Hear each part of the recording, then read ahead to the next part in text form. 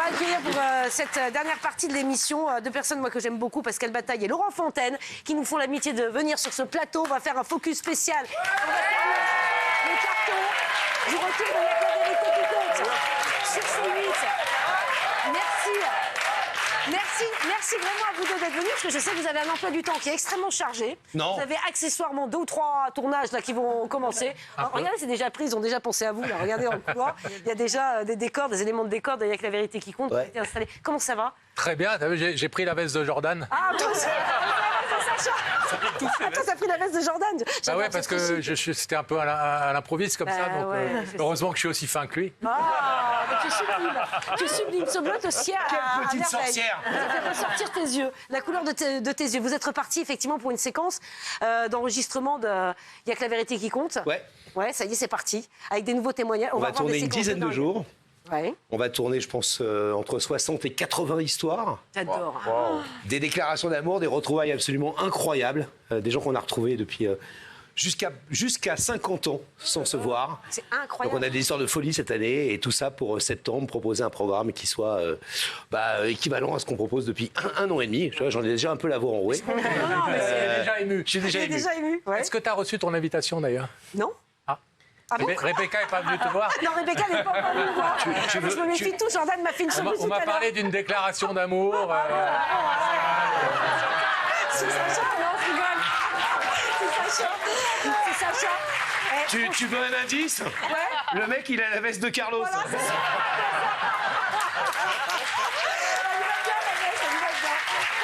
Il nous a sorti sa plus belle veste que la dernière. Non mais qu'on le fasse jusqu'au bout, apporter le rideau, on le fait maintenant. Ouais, non, mais c'est ça. Non, mais attends, c'est génial. Vous avez fait plus d'1 million de téléspectateurs quand vous êtes revenu le 8 septembre. C'est un gros carton hein, sur C8. Et moi, je vous dis, je vous adore parce que même avant que cette émission revienne, moi, je regardais les séquences sur les réseaux sociaux. Mais c'est incroyable parce que votre émission, en fait, elle n'a pas pris une ride, quoi. À la différence de nous. Ah non, bah, vous n'avez pas bougé. Vous êtes toujours aussi beau. Non, vous n'avez pas bougé, non. Et non. vous savez parler à vos invités, vous. Hein. Ouais. Mais non, vous n'avez pas bougé. Mais c'est vrai, on reconnaît, vous n'avez pas bougé. Surtout lui, oui. Ouais, surtout lui. Il y a des séquences qui vous ont marqué plus que d'autres, là, cette année. Des invités, peut-être. Plein. C'est toujours quelques archi-pièges, la question, parce qu'on fait quand même 4-5 histoires par semaine. Tu donc, sais quoi? Je te laisse réfléchir, mais d'abord, on va voir votre première il y a 20 ans. Vas-y, bien joué. On a un extrait. Regardez, il y a 20 ans. Bonsoir Pascal. Bonsoir Laurent. Bonsoir à vous tous. Toutes les personnes que nous allons recevoir sur ce plateau ne savent pas pourquoi elles sont invitées avec nous ce soir. Elles savent tout simplement, c'est ce que notre équipe leur a dit, que quelqu'un avait quelque chose à leur dire. Et oui, quelqu'un a quelque chose à leur dire, mais qui est venu leur parler? Puis surtout, quelle est cette vérité qu'on va leur révéler ce soir? Eh bien, nos invités donc l'ignorent totalement. Ils pourront le découvrir, évidemment, s'ils décident d'ouvrir notre rideau, ce rideau qui est en train de se refermer derrière nous. Voyez, vous n'avez pas changé, c'est génial. Vous vous souvenez, il y a 20 ans? Non, toi non plus, tu n'as pas changé. Vous avez glow up. Moi, je dis, vous êtes même mieux qu'il y a 20 ans. Ouais. Ah. Toi, tu vas te calmer, t'as déjà essayé de me chauffer. Sur un TPMP, ma femme a fait la gueule pendant 15 jours. Attaque-toi, Laurent. Daniel, t'es déjà invité au Cap Ferré cet été. Mais il parle des choses. Royan, le Cap Ferré, c'est pas très loin. En plus. Ah bah c'est sympa ça. Bah oui. Bah oui, c'est très sympa. Toi aussi, Pascal. Hein. Moi Enfin, aussi, tout le monde tout le monde allez-y. est invité au Cap Ferré. Bon bah écoutez, franchement, Non, la ça, chance. elle est- Très Pascal, beau, elle est très beau. Le Cap Ferré, très beau. Du côté de Bordeaux, pour ceux qui connaissent pas, mais tout le monde connaît le Cap Ferré. C'est all inclusive ou pas? Non, parce qu'il viendra à son cadeau. Et, Quand on invite, on invite. Ah, c'est gentil. allez, les émissions étaient effectivement diffusées tous les lundis soirs. Et depuis, il y a eu beaucoup de séquences qui nous ont marqué. On va prendre peut-être les séquences qui ont eu le plus de vues. On va peut-être les commenter ensemble. Est-ce que vous vous souvenez de Marina? Marina qui a trahi Damien avec un autre homme en prison. Oui. Ah ouais, voilà. Oui. Et 4 millions de vues hein, sur YouTube. Elle était en prison. Elle a couché avec un autre mec. Ouais. Elle était en prison ensuite. Je disais ça mieux, trahi. Oui, c'est- pardon, excusez-moi. Et en fait, elle hésitait entre ou me remettre avec Damien, Oui. qui est son mari, Oui. ou attendre que le mec sorte de prison pour repartir avec lui. Alors attendez, regarde la vidéo. Et après, 4 millions de vues. Est-ce que, Damien, vous voulez qu'on regarde qui est de l'autre côté de ce rideau? Volontiers. Oui. Est-ce que c'est ce visage que Oui. vous vous attendiez à découvrir?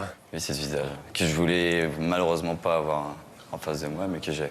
Damien, je sais que je t'ai fait beaucoup de mal. Et si je suis là aujourd'hui, c'est pour te demander pardon. Tu m'as demandé en mariage, je t'ai refusé 1 fois, 2 fois. Et là, je suis là pour te dire que je suis prête à t'épouser, à chercher une maison ensemble et qu'on ait des enfants. Qu'est-ce que vous décidez par rapport à Marina? J'étais énormément blessé, mais malheureusement, je ne l'ouvrirai pas. Je peux pas. Bravo, il a eu du courage. Vous vous souvenez un petit peu de la séquence? Enfin, Parfaitement. Après, derrière, il doit être déprimé, non? En coulisses. Damien, il a été déprimé en coulisses, certainement, ça on s'en souvient pas vraiment, mais il avait assumé son choix et pour une fois il avait vraiment fait un choix, donc c'est très bien pour lui. Mais il était red dingue de cette fille, c'était horrible. Il était red dingue, vraiment. Là vous n'avez pas gardé tout le moment où il est, c'est long, mais tout le moment où il est vraiment en hésitation et il se dit mais je suis en train de perdre là ce soir l'amour de ma vie et voilà, et ça a été très dur pour lui. Et vous avez des nouvelles? Après oui, vous avez fait, prenez des nouvelles de temps en temps, hein, c'est ça, de certains des, comment on va appeler ça? Et que sont-ils devenus? Que sont-ils devenus? Participants, voilà. Ça on le fait régulièrement à la fin de chaque émission évidemment. Ouais, ça c'est bien les histoires quand même. Il n'y a pas des gens qui reviennent en arrière qui disent j'ai ouvert le rideau, j'aurais pas dû. Non. Alors, si ça arrive a posteriori, on ne fait pas des miracles non plus. Donc, parfois, le rideau s'ouvre et puis dans la vraie vie, 3 semaines, 3 mois, 3 ans après, évidemment, ça clash. Mais l'inverse existe aussi, Pascal. C'est-à-dire qu'il y a parfois des rideaux fermés sur le tournage, et puis les gens nous appellent, parce qu'il y a toujours du temps entre le tournage et la diffusion, en nous disant on a regardé l'émission sur le même canapé, sur la même télé. On s'est réconciliés entre-temps. Ouais, ça, je trouve ça génial. Ça, je trouve ça génial. C'est vrai que l'émission est traduite dans plein de langues. Elle est diffusée dans combien de pays? 5-6 pays dans le monde. Non, mais vous vous rendez compte, c'est un énorme succès. Et c'est vrai qu'on parle de ces émissions qui reviennent et qu'on a plaisir à retrouver. Bah, elle en fait partie et c'est un succès aussi malgré, parce que c'est vrai qu'on s'était posé la question au début, les réseaux sociaux, est-ce que ça va pas tuer l'émission? Pas du tout, hein. Non, on pensait au contraire même qu'il n'y avait plus besoin de cette émission-là et on a presque, paradoxalement, plus de demandes qu'à l'époque de TF1. Incroyable. D'ailleurs, si vous voulez faire une déclaration d'amour... Ils ont dit la prod tous les jours, hein, je le dis, avec la vérité qu'il faut. Il faut une déclaration d'amour pour une demande en mariage. J'ai une robe. Vous allez perdre votre robe. Non, ça va, c'est bien. Merci. Je voyais le nœud se défaire, je me suis dit. Merci, non, ça va, c'est attaché. Je me suis dit, bon. Sacha était prêt à se transformer en chacal, c'est sûr, mais en... Allez, autre moment fort et drôle, c'est une jeune femme qui s'appelait City, qui revoit son ex, qui est venu lui faire un discours tel qu'un gars, digne d'un gars d'une campagne présidentielle. Regardez-moi le discours, vous allez voir, c'est un moment qui est assez sympa. Tu te souviens, je te disais toujours que j'irais partout. Partout pour te dire que je t'aime. Et ce soir, devant la France entière, l'Afrique du Nord, l'Europe, même l'Afrique, vers chez nous, tous ceux qui ont des câbles, je sais que j'étais bandit. Je sais, mais je reconnais tout ça. Je suis avec une autre personne en ce moment et je ne peux plus, voilà.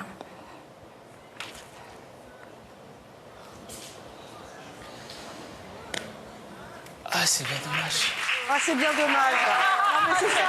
Le pauvre, c'est horrible. Mais c'est bien dommage. Pourtant, il a tout donné. Tellement là. sympathique. Il n'arrivait même plus à avoir des bonnes notes à l'école. Il était en première année de fac, tellement il pensait à elle. C'est horrible. C'est un râteau. Mais quel garçon absolument C'est beau exquis l'amour comme ça. et formidable. Mais alors, j'en profite pour rappeler, parce que certains nous posent encore la question, toutes les personnes qui passent dans l'émission ont accepté évidemment de passer après que la séquence ait été enregistrée. Et donc on leur laisse toute l'attitude de nous dire finalement j'ai pris un rideau fermé, je préfère que ça passe pas. Voilà, donc il faut... c'est important de le dire. S'il est là, c'est qu'il a accepté d'y être et de vivre ce moment devant les téléspectateurs. Non, vous avez déjà eu des bagarres en plateau? Non, mais en vrai, c'est un peu là où on met le curseur, Pascal et moi. Vous avez remarqué qu'on présente cette émission depuis quelques années, puis depuis quelques mois, de manière ultra bienveillante. On fait toujours en sorte que ça s'arrange. Au final, nous, notre job, c'est que le rideau il s'ouvre. Mais on serait aux États-Unis, je pense qu'on aurait poussé le curseur plus loin. On pourrait tout à fait créer des engueulades, créer des problèmes, etc. C'est pas le choix qu'on a fait historiquement à la base. Et c'est pas le choix qu'on a refait cette année, la nouvelle version, de dire on va rester l'émission bienveillante. Malgré Franck Apieto qui voulait qu'on fasse des combats de boue. Le patron de C8, Franck Apieto. On lui a dit non. On l'embrasse. Alors on a trouvé aussi cette histoire très émouvante. C'est Carole qui n'a pas vu son papa depuis qu'elle a l'âge de 3 ans. Donc son papa est parti. Et ils se sont retrouvés grâce à vous. Déjà, bonsoir papa. Si je t'ai fait venir sur le plateau, c'est pour te dire que je t'aime. Et que je voulais m'excuser pour ce que je t'ai fait. Pour des réactions que j'ai eues et que j'aurais pas dû. Je voulais aussi te dire que le seul papa que j'ai, c'est toi. Et c'est personne d'autre. Je voulais aussi te demander que si tu voulais qu'on reprenne des contacts tous les deux.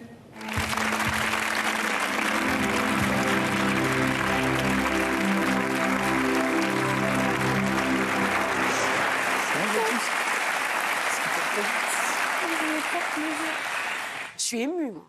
Ouais, mais vous savez, on a beaucoup de cas de filles, de fils et de pères, de mères, etc. C'est une des constantes importantes de l'émission. On est papa, on le dit souvent parce qu'elle et moi, l'un et l'autre. C'est toujours des histoires qui nous touchent beaucoup parce qu'on découvre à quel point les malentendus de l'adolescence, les problématiques de famille recomposée créent de tels traumas parfois. Ça paraît bizarre qu'un rideau suffise parfois à ouvrir les choses parce qu'il y a un acte symbolique, magique, on dit les choses, mais on a beaucoup d'histoires avec des gens qui sont très malheureux dans leur rapport avec leurs parents et à qui je pense, une fois de plus, cette émission fait du bien parce que parfois ils disent des choses qu'ils n'ont jamais dites. Ouais, voilà. bien sûr, grâce à vous. Et ce qui est intéressant, c'est qu'il y a ceux qui passent et il y a ceux qui regardent. Comme vous êtes émus. Et il y a des gens qui nous écrivent en nous disant « J'ai regardé l'autre jour votre émission où ce papa et sa fille se sont réconciliés, se sont retrouvés. Et du coup, j'ai appelé ma sœur avec qui je suis fâché depuis 10 ans et à qui je n'avais pas parlé parce que je me suis dit c'est plus possible de Ça doit être continuer comme hyper gratifiant. Donc il y a un côté un peu exemplarité aussi. Voilà. J'adore. Alors là, on a une image un peu plus insolite, une histoire un peu plus insolite. Ah, vous avez dit que des vieilles images. Bah, je sais pas, attends, c'est des séances cultes. Des images qui appartiennent vraiment à C8 là, de cette année. Attends, on a des nouvelles. Qu'est-ce que tu veux comme nouvelle? Attends, vas-y, j'ai demandé à CAC, moi. C'est toi la on a patronne. quoi comme nouvelle? J'adore, moi, l'histoire du banquier, je l'adore. Non, on se passe pas l'histoire du banquier? Si. Vous connaissez l'histoire du banquier ou pas? Non, mais montre. Et le garçon a un coup de foot pour sa banquière. Voilà. Attends, bah voilà. Et elle sait à peine qui c'est et il lui donne son numéro de compte. Mais voilà, t'as dit, on va passer la numéro maintenant. Alors attends, on a qui? Attends, CAC, on a qui de nouveau cette année? Mais le banquier. Sylviane. Mais le banquier déjà. C'est Laurence Spoiler. Non, mais... non. On a une vie. Bon, Mathieu et Sylviane, ça vous dit quelque chose? Oh bah si, c'est cette année, non? Oui. Mathieu, Mais non. cette année. Vas-y, Mathieu Sylviane, c'est le fils qui vient justement se réconcilier avec sa mère et qui ne parlait pas depuis 7 ans. Ah, eh ben on a l'image. Ouais, c'est une belle image, on y va. Ah, C'est gratuit. Dis s'il vous plaît. gratuit.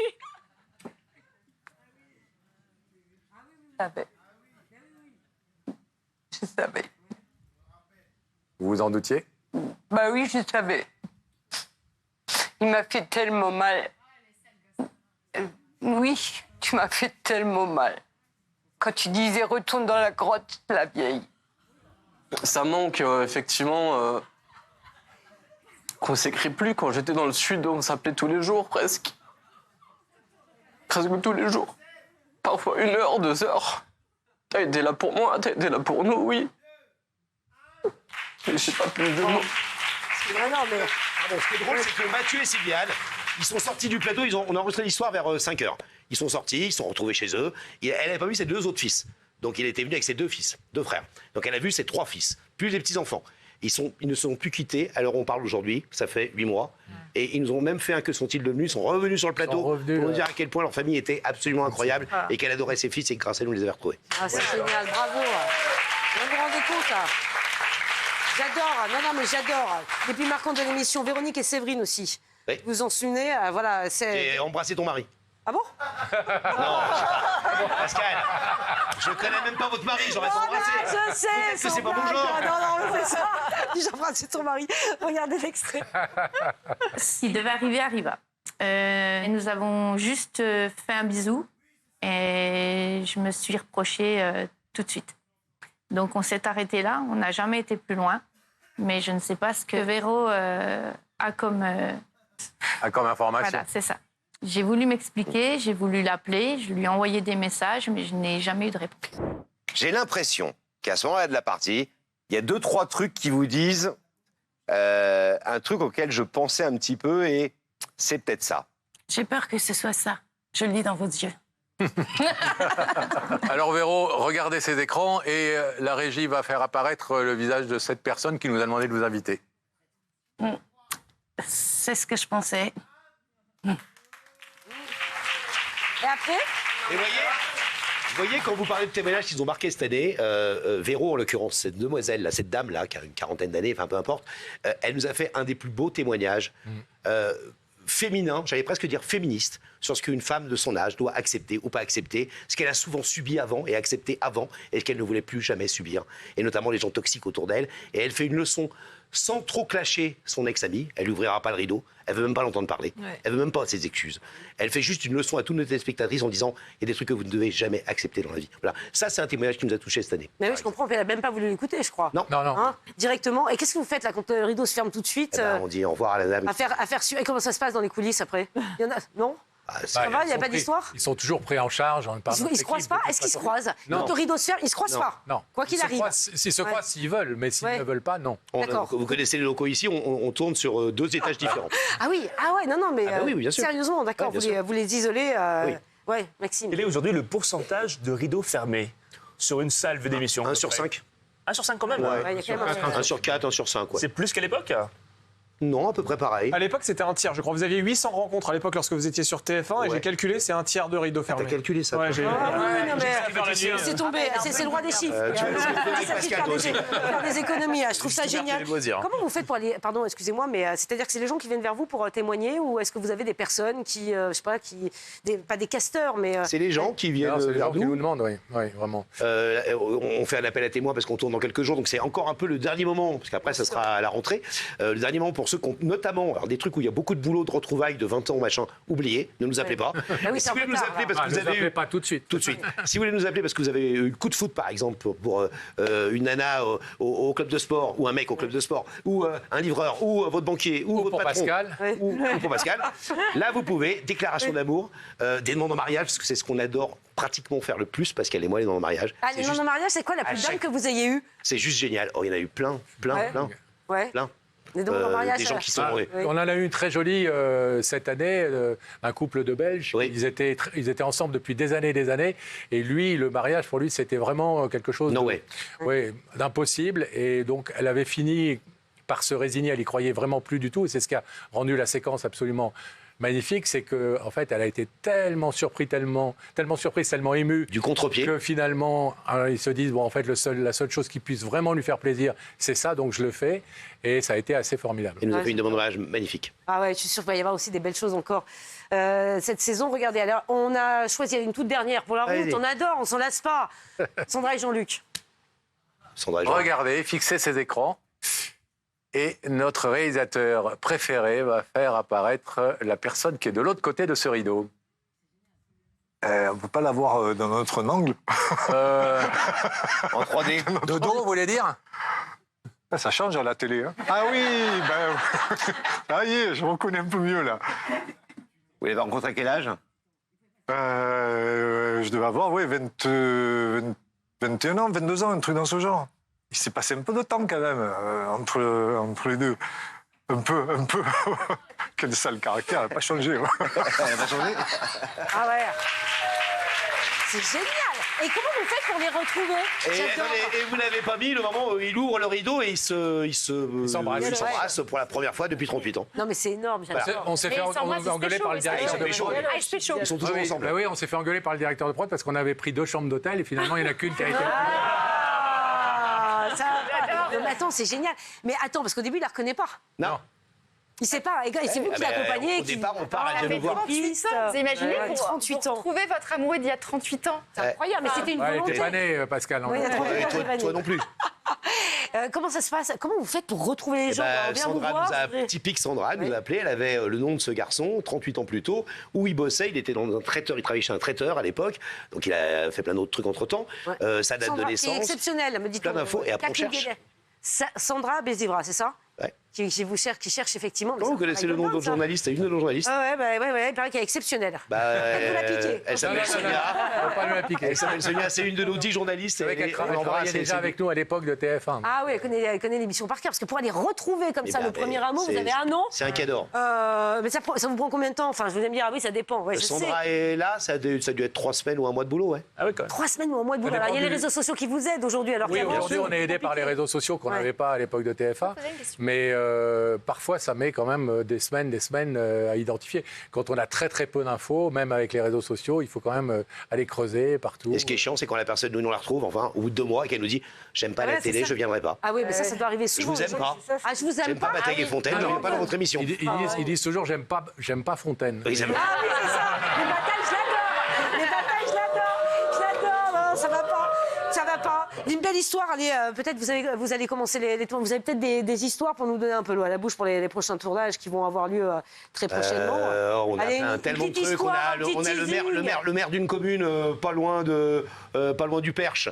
Il est maire depuis 20 ans. Le mec, il a 50 ans. Il est raide dingue depuis 1 an et demi d'une fille qui était une de ses administrées, sauf qu'elle vient de repartir en Belgique. Ah mince. Donc il vient lui faire sa déclaration d'amour. Ah, c'est génial ça. Je voudrais pas dire mais j'adore. Vous étiez fan du banquier, enfin, du client de la banque amoureux. Là, on a un client de supérette qui vient déclarer sa flamme à une caissière.